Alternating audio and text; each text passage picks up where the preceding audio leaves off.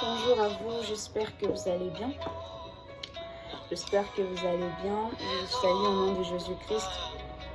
Je bénis l'Éternel pour ce moment, pour ce temps et pour les messages qu'il a placés dans mon cœur pour partager avec vous.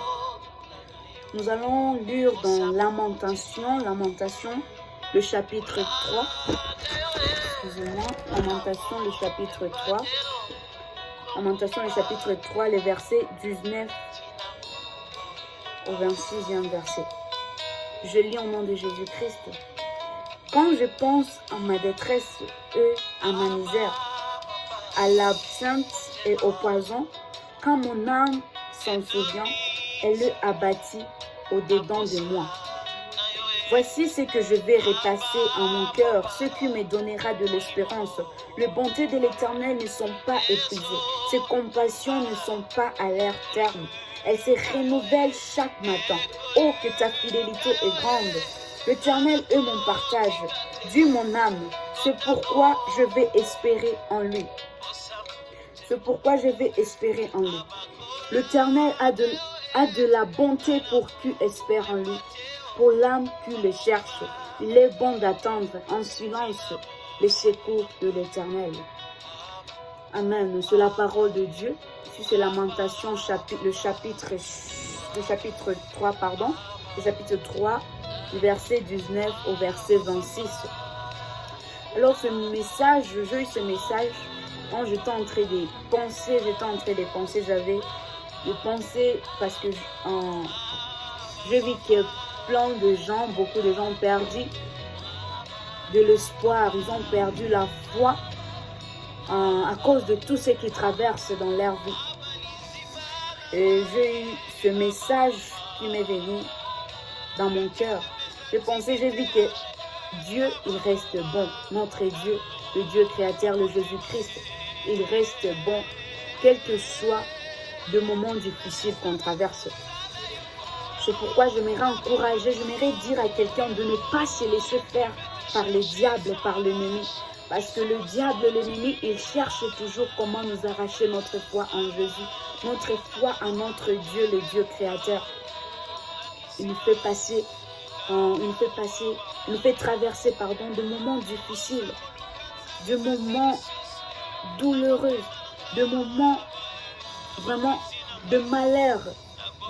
Et il nous amène de penser, des raisonnements, à nous faire voir le contraire de ce que la Bible nous dit. Car la Bible nous démontre que notre Dieu, il est le bon Dieu. Et il restera toujours le bon Dieu, j'aimerais te dire. Malgré tous les moments difficiles que tu peux traverser, malgré toutes sortes de déceptions que tu peux traverser de la vie, le Dieu, il reste le bon Dieu. J'aimerais dire à quelqu'un de ne pas laisser le moment difficile que tu peux traverser te faire douter de la bonté, de la fidélité de Dieu dans ta vie. Dieu reste bon, il reste fidèle, malgré tout ce qui peut t'arriver. Tu peux te dire que moi que je prie, moi que je fais ça dans l'église, je sers Dieu. Comment est-ce que ça peut m'arriver? Pourquoi est-ce que Dieu accepte que ça m'arrive? Laisse-moi te dire que c'est pour la gloire de l'Éternel. Laisse-moi te dire que Dieu ne t'a pas abandonné. Laisse-moi te dire que le bon Dieu existe. Laisse-moi te dire que le Dieu que tu pries jour et nuit existe. Et il voit tout ce que tu fais. J'aimerais dire à quelqu'un que ce n'est pas Dieu qui amène le malheur dans la vie. Ce n'est pas le bon Dieu qui amène le malheur dans notre vie. Il amène toujours le bonheur, la paix, la grâce, la joie dans notre vie. C'est ça notre Dieu. C'est le diable qui amène des problèmes, de moments difficiles. Et quand l'Éternel permet que ce moment difficile aboutisse à quelque chose vraiment de mal, comme de la mort, perte de quelque chose, déception, ce n'est pas que Dieu a permis ça juste comme ça. Dieu permet le malheur dans notre vie, nous ses enfants, pour nous consoler encore, pour amener encore du bonheur dans notre vie, qui va nous faire oublier ces malheurs, qui vraiment, il va trouver encore gloire dans notre vie. Je voudrais juste dire à quelqu'un que si tu traverses un moment difficile, si le diable t'amène dans la tentation, dans des moments vraiment de maladie, de pauvreté, de beaucoup de choses que nous traversons, je voudrais dire à quelqu'un de ne pas perdre la foi, de ne pas perdre la foi en Jésus, de ne pas perdre la foi en Jésus-Christ en Nazareth, en ce Dieu fidèle, en ce bon Dieu, de ne pas laisser toutes sortes de pensées, toutes sortes de raisonnements que le diable peut amener quand nous traversons des moments difficiles, qu'elle soit spirituellement, physiquement, toutes sortes de choses. Je mérite dire à quelqu'un de garder sa foi ferme, malgré tout, malgré le vent, malgré toutes sortes de choses. Je mérite dire à quelqu'un de garder sa foi ferme en Jésus-Christ de Nazareth. Car le verset 22 nous dit, les bontés de l'Éternel ne sont pas épuisées. Ses compassions ne sont pas à leur terme. Elles se renouvellent chaque matin. Oh, que ta fidélité est grande. Les bontés de l'Éternel ne sont pas épuisées. J'aimerais dire à quelqu'un qui commençait déjà à perdre l'espoir, qui commençait déjà à voir qu'il n'y a plus l'espoir, à voir que rien ne va marcher. J'aimerais te dire que les bontés de l'Éternel ne sont pas épuisées. Ne sont pas épuisés, il reste le bon Dieu, malgré les moments que nous pouvons traverser. Ça fait partie de la vie, ça fait partie de la vie. Moi j'ai déjà compris que le moment difficile, ça fait partie de la vie. Ça ne peut pas vraiment nous faire arriver au point de perdre notre foi en Jésus. N'acceptez pas ça. N'acceptez pas ça, malgré tout, malgré les mensonges du diable. Parce que j'aimerais révéler à quelqu'un quelque chose, que toutes sortes de raisonnements, que te fait voir le contraire de ce que la Bible te dit, de ce qui prouve que Dieu est bon, que Dieu est miséricorde, que Dieu est rempli d'amour pour nous ses enfants, que Dieu est toujours là pour nous. Toutes ces choses que l'ennemi, ça ne vient pas de toi. Tout ce que tu peux raisonner, c'est le diable, car il est tellement malin. Il cherche comment dévorer, comment voler la foi, pour que aussi, à la fin de tout ça, que nous brillons si en enfer avec lui. Mais on ne peut pas accepter ça, car Jésus-Christ est pour nous. Car le Saint-Esprit est encore là et il agit encore. Et il demande à toi qui me suis de ne pas laisser quel que soit t'élever la foi en Jésus-Christ de Nazareth. Le diable amène des mensonges dans nos pensées. Il amène des mensonges qui contredisent la parole de Dieu. Mais toi, quand tu sais ça, tu sais ce que je viens de dire, que le diable amène toujours les mensonges. Faut pas te laisser faire avec ces mensonges. Faut pas croire à ces mensonges. Nous marchons avec la vérité. Le chemin, la vie, la vérité qui est notre Jésus-Christ de Nazareth.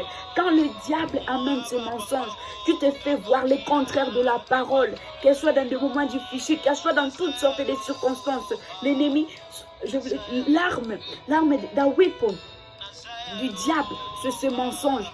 Et il amène ça dans nos pensées, Et quand tu crois à ça, là tu es parti. Là, tu es tombé dans les pièges de l'ennemi. C'est pourquoi nous devons toujours être vigilants. Nous devons toujours veiller à nos esprits, à notre conscience. Parce que le diable, il souffle des mensonges, il souffle des déséquilibres dans nos consciences, dans nos raisonnements. Mais c'est à nous de décider de croire à ça ou ne pas croire à ça. Alors nous devons garder notre foi en Christ. Nous devons garder la vérité, ce que la Bible nous dit, ce que le pasteur nous prêche, le pasteur, qu'elle soit le pasteur que tu crois, le pasteur, ton pasteur, là où tu pries, ceux qui te disent, c'est ce que tu dois garder. Ne laisse pas les diables te tromper. Ne laisse pas les diables te faire suivre un chemin de mensonge. Gardons la parole de Dieu, car la parole de Dieu, c'est ce que est la vérité. Et aussi, il ne suffit pas seulement de croire en Christ, mais d'aussi persévérer dans notre vie de repentance et de sanctification. Nous devons persévérer dans notre vie de repentance et de sanctification. Il ne suffit pas seulement de croire en Jésus, tu t'appelles chrétien. Il ne suffit pas seulement. Tu dois vraiment considérer ton identité. Car tu t'appelles chrétien, tu dois considérer ton identité. Tu dois être sérieux dans ta vie spirituelle. J'aimerais dire à quelqu'un que la vie éternelle que nous tous nous sommes en train de chercher, étant que des chrétiens, ce n'est pas seulement le fait de croire en Jésus-Christ, c'est le fait de donner ta vie en Jésus, c'est le fait de t'offrir en Jésus-Christ, c'est le fait de garder la parole de Dieu, c'est le fait d'être sérieux dans ta marche avec Jésus-Christ de Nazareth. D'être sérieux. Tu t'appelles chrétien, mais tu vis comme des païens. Tu ne cherches pas à savoir si la Bible supporte, si la Bible accepte, soutient ce que tu es en train de faire. Moi, j'aimerais dire à quelqu'un, si tu es chrétien, quand tu te lèves le matin, tu dois déjà être déterminé à marcher comme vraiment chrétien. Parce qu'il y a d'autres qui s'appellent des chrétiens. Moi j'ai deux sortes de chrétiens. De chrétiens sérieux et de chrétiens juste chrétiens. Parce qu'ils partent à l'église, tu es né dans une famille chrétienne, mais tu n'as pas ce temps avec Jésus, tu n'as pas cette relation, tu ne cherches pas à connaître Christ en profondeur. Là, tu n'es pas chrétien. Un vrai chrétien, c'est celui qui médite la parole de Dieu. C'est celui qui cherche vraiment à savoir ce Jésus-Christ que j'ai accepté dans ma vie. Comment est-ce que je dois marcher avec lui? C'est celui qui analyse les histoires spirituelles. C'est celui qui voit et qui dit, ah vraiment, je dois chercher à plaire à mon Créateur. C'est ça un chrétien. J'aimerais dire à quelqu'un de revoir sa vie spirituelle, de revoir sa vie, sa marche avec Christ. Ne te laisse pas emporter avec les histoires de ce monde. La façon dont tu vois tes amis vivre, tes proches, d'autres personnes, qu'elles soient à l'internet, tu vois la vie d'autres personnes. Et c'est ça la vie, c'est ça la vie. On doit enjoy la vie, on doit faire ça, on doit faire ça. Même dans ta jeunesse, c'est quand tu dois vraiment être déterminé. Tu dois chercher, tu dois déjà être déterminé à voir que tu dois te dire que moi avec Jésus, c'est jusqu'à la mort. J'aimerais parler à nous les jeunes. C'est quand nous sommes encore des jeunes comme ça que nous avons la force. Nous avons des raisonnements encore fraîches. Nous savons comment encore servir l'Éternel. Ce n'est pas le moment d'être emporté avec les histoires de ce monde. Car les histoires de ce monde, tout vont passer. Vanité des vanités. Et nous tous, nous allons mourir. Alors, nous tous, nous allons mourir. Mais pas nous tous. Bon, laisse-moi dire que nous qui nous sommes en Christ, nous allons se reposer. Et quand tu es en Christ, toi, quand je dis ça, quand je dis que nous qui nous sommes en Christ, nous n'allons pas mourir. C'est nous qui nous sommes en Christ et nous sommes sérieux. Nous sommes sérieux dans notre marche avec Christ. Nous avons la haine contre les péchés.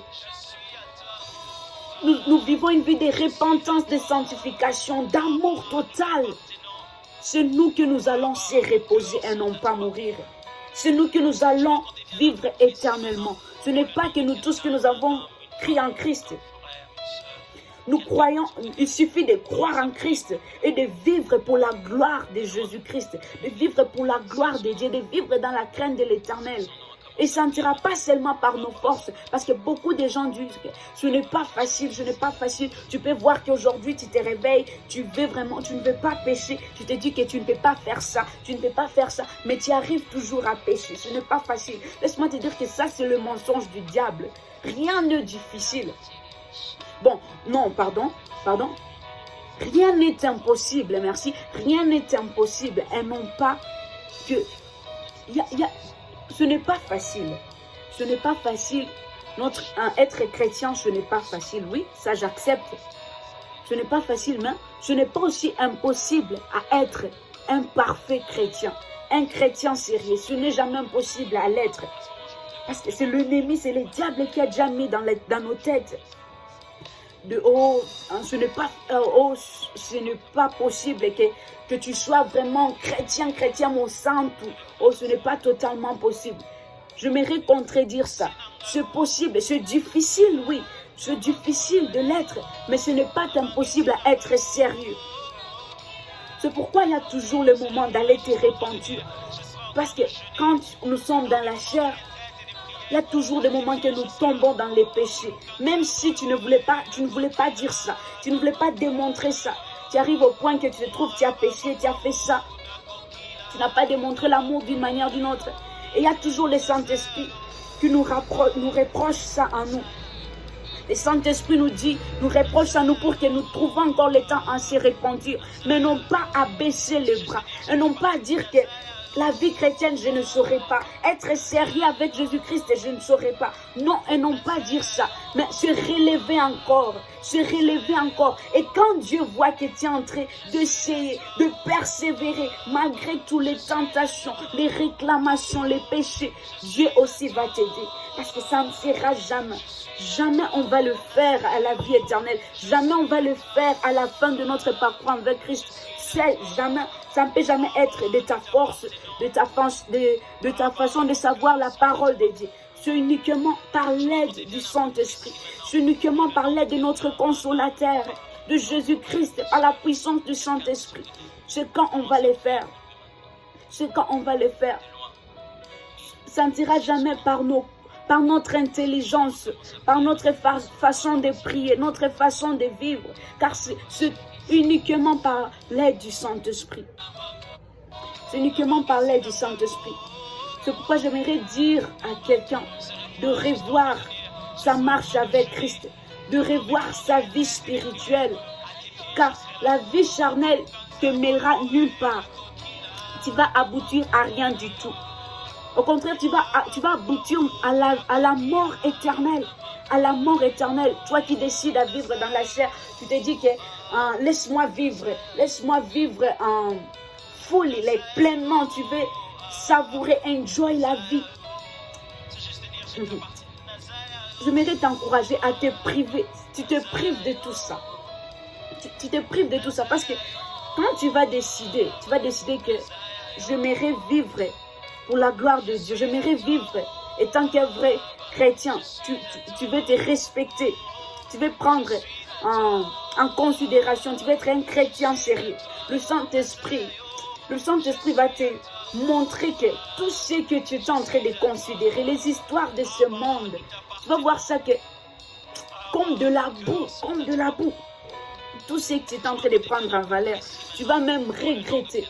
J'aimerais juste t'encourager à se décider d'abandonner tout,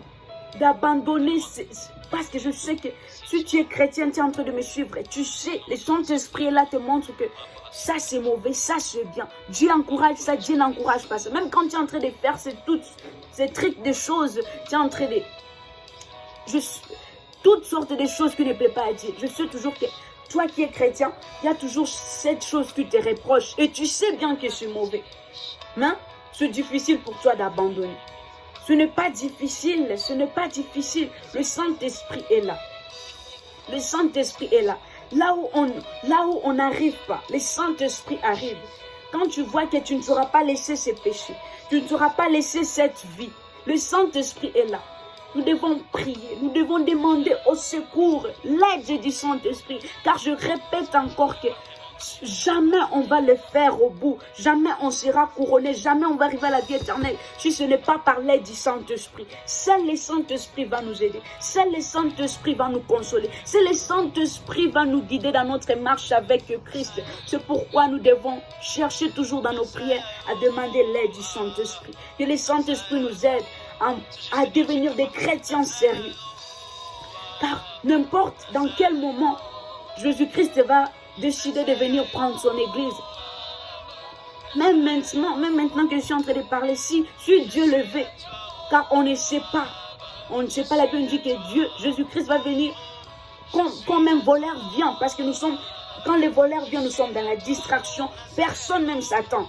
On peut être en train de dormir, en train de faire ces choses, et pas comme un voleur dans la nuit. Personne même était prévenu. C'est comme ça que Jésus-Christ va venir. Nous devons chercher à être prêts et prêtes chaque instant. Une vie de repentance et de sanctification. Je dis qu'une vie de repentance et de sanctification parce que quand nous sommes dans la chair, on ne saura pas totalement vivre sans faire les péchés. Pas totalement. On va faire les péchés à modération. À modération et consciemment. Consciemment, là, tu sais que... Non, pas consciemment, pardon. Accidentellement, c'est quand tu vas pécher. Toi qui es en Christ, toi qui as décidé d'être chrétien. J'avais dit qu'il y a deux sortes de chrétiens, mais chrétiens sérieux. Tu pêches accidentellement. Tu ne peux plus pécher consciemment. Et là, tu es en toi que ton corps, c'est le temple du Saint-Esprit. Tu ne peux pas entrer dans toutes sortes de choses. Quand tu as ça en tête, que mon corps c'est le temple du Saint-Esprit, tu vas voir que ça sera encore plus facile de toi de surmonter les péchés, de surmonter les tentations. Oh, par l'aide seulement du Saint-Esprit, laisse-moi te dire. Nous devons chercher à être prêts et prêtes chaque instant, chaque moment. Vivre une vie de repentance et de sanctification. Tant que nous sommes dans le corps a ses désirs. Le corps est faible. Mais nous devons chercher à dominer les envies du corps avec le Saint-Esprit, avec la parole de Dieu. Laisse-moi te dire que c'est possible. Rien n'est impossible. C'est difficile, mais c'est possible. Et ça devient encore facile quand tu demandes l'aide du Saint-Esprit. Cherchons à surmonter les désirs de nos corps avec les désirs spirituels. Uniquement quand tu laisses, tu dis que, oh très cher Saint-Esprit, remplis-moi. Viens à mon secours, viens marcher avec moi. Cherchons à être prêts et prêtes chaque instant, chaque moment. Chaque instant et chaque moment. J'aimerais encore revenir au verset 19. Dans Lamentation, chapitre 3, le verset 19. Quand je pense à ma détresse et à ma misère, à l'abstinence et au poison, quand mon âme s'en souvient, elle est abattue au-dedans de moi. Ça arrive à tout le monde. Ça nous arrive de penser, de réfléchir. Tu penses à ta détresse, à ce que tu es en train de traverser. Là, tu te mets quelque part, tu es en train de réfléchir. Tu es en train de réfléchir. Et le moment là, c'est quand l'ennemi commence à te souffler des mensonges, te souffler des choses qui vont te faire perdre ta foi. Mais toi qui es conscient, tu es un chrétien sérieux. Un chrétien sérieux. Un chrétien vigilant, excusez-moi, un chrétien vigilant. Tu seras toujours à mesure à ne pas croire à ces mensonges du diable, à ne pas tomber dans ce piège du diable. À ne pas tomber à ce piège du diable. Il dit que quand mon âme s'en souvient, elle est abattue au-dedans de moi. Voici ce que je vais repasser à mon cœur, ce qui me donnera l'espérance. On doit toujours se rappeler que les bontés de l'Éternel ne sont pas épuisées. Ses compassions ne sont pas à leur terme. Elles se renouvellent chaque matin. Il est bon d'attendre en silence les secours de l'Éternel. J'aimerais dire pour finir que notre Dieu est le Dieu fidèle. Il est le Dieu qui ne change pas. Il est le même hier, aujourd'hui, demain et éternellement. Il ne changera jamais. S'il était bon pour toi hier, il reste bon aujourd'hui. Il reste bon pour toujours. S'il t'a fait du bien hier, il fait du bien aujourd'hui. Il fait du bien demain, il fera toujours du bien. Quand quelque chose de bien t'arrive, tu témoignes, tu dis Dieu est bon, Dieu est merveilleux, Dieu est fidèle, je témoigne, je vis la grandeur de Dieu. Et quand le malheur t'arrive, pourquoi est-ce que tu vas accepter l'ennemi de mentir? Car la Bible te dit déjà que ton Dieu ne change jamais et il ne changera jamais. S'il était bon hier, tu as témoigné que Dieu est bon, il t'a fait du bien, il t'a donné ça, il t'a fait ça. Il reste bon malgré le malheur, les circonstances que l'ennemi peut t'amener. Ne laisse pas l'ennemi te mentir, car la Bible dit déjà que Dieu ne change pas. S'il était bon pour toi hier, il reste bon malgré la difficulté, malgré le malheur que tu peux être en train de traverser. Et tu dois savoir que ce n'est pas Dieu qui amène ce malheur, c'est l'ennemi. Mais quand Dieu permet, c'est pour sa gloire. C'est pour aussi que ton bonheur aussi t'attend. Que l'Éternel vous bénisse et n'oubliez pas de subscribe. Je vous aime tous. Gloire à Dieu. À la prochaine.